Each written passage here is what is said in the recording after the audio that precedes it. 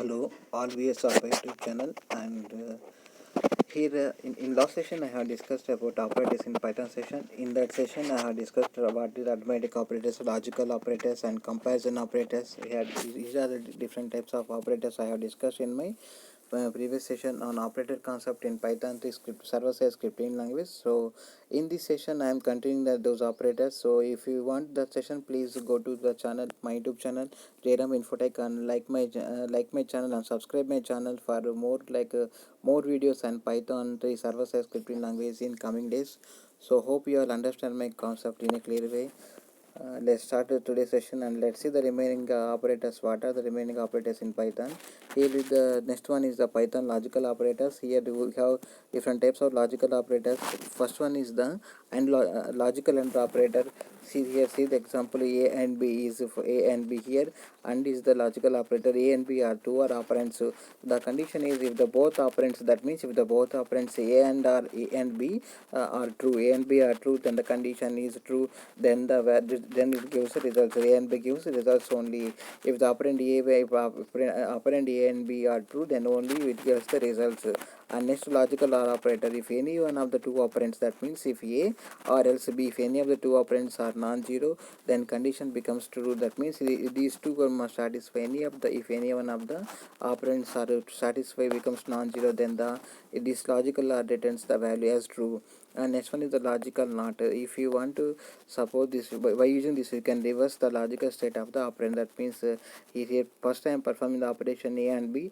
That means the logical operation I am logical AND operation in performing on the two operands A and B by specifying, by declaring the NOT before the A and B. This specifies the logical NOT specifies the this reverse the operation of A and B. And next one is we have the membership operators. Python membership operators. What are the membership operators? Here we have first operator is the in. That means evaluates to true. That means in means it evaluates if it finds the variable in the specified sequence and false otherwise. That means if take example, if x in y, this is example, if x in y, that means here is in result a1 is if x in the member of the y, then it results the result to, or else it results the false. That means the value of the x, the value or the list or items of the x are present in y, then it returns the value as true, else it returns the value as false.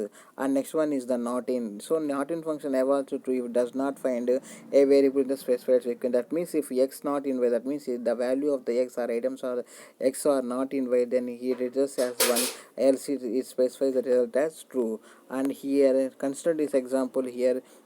Here program on logical the Python membership operators a equal to a is initialized to 10, b is initialized to 20, and here with the list it has different items 1 2 3 4 5, and here performing first operation a in list. That means here I am searching for a in the this list items. Here a value is declared as 10, but the 10 is not specified in the list item, so so it specifies an error. That is that is print statement. Second print statement is going to be printed on the output screen. And next consider second if statement. If b is not in list, that means if the value 20 is not in the list file, so here also the block is going to be printed on the output screen. And next the c equal to b by a. Here the two values 20 by 10, the value is equal to 2, so the value is equal to 2. The same value displays on the monitor screen. So this is a small thing about the Python Python membership operators. Next we have Python identity operators. What are those? First one is the is operator. That means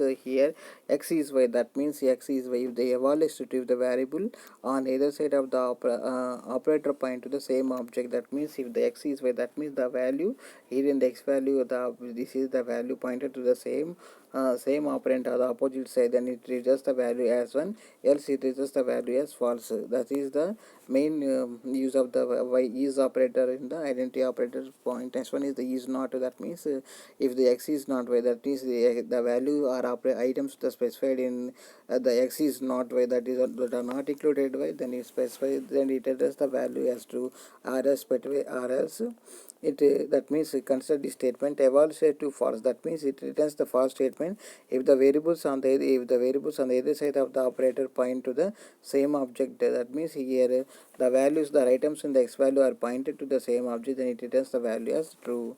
And here consider the program. We have two different type of variables we have.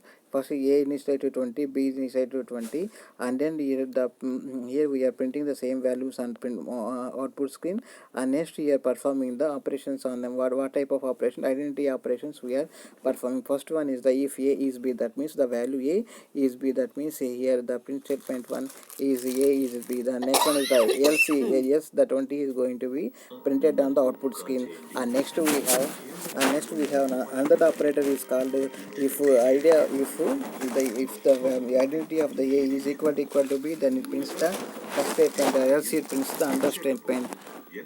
So this is all about the if next these two statement comes under the Python identity operator. Next we have identity operator called if A is not B, that means if the A is not B, then it prints the corresponding statement written under the if block. The else prints the statement is written in the else statement. So this is about the Python identity operators. Next we have concept called Python operator precedence. What is meant by operator precedence? Here we have different types of operators.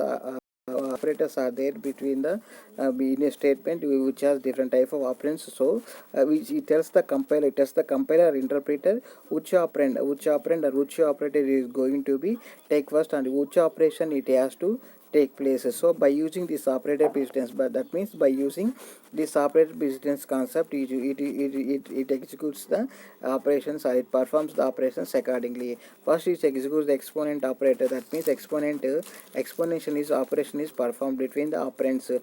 Next the next complementary operation is performed, next addition is performed, next subtraction is performed. So consider this table, identify this table and notify this table, observe this table before we take a before we go to the concept of operator precedence. And next here we have an example on the same concept. Here we have different types of variables and values in instance to it: A equal to 10, B equal to 10, A equal to 20, B equal to 30, C equal to 15, and D equal to 5. So we have first we are printing the same values onto the monitor screen. Next we are performing the operation. This is called operator precedence value. So here suppose I have an expression is called this. You have to evaluate this expression according to operator precedence. Here first of all consider this example. Here A plus B is included in parentheses, then multiplication of division C by D. Suppose in this case, in this type of expression, we have first performed the operation on the parentheses. That means the whose operands or whose operators are included in parentheses, first evaluate them. Here A plus B first evaluated, then the resulted value is multiplied with the division of C by D. Then first perform A plus D, first perform A plus D. Here A equal to 10, A equal to 20 and B equal to 10. So the value is 30. So 30 multiplication C by D. Then perform the C by D operation. Here C value is 15 and D value is 5. Then we can get a value as 3. So 30 multiplied by 3, the value is 30 is going to be printed. 33 are 90. So the 90 is the answer printed on the monitor screen. So this is the way to evaluate the operators which are included, which are placed between the operands.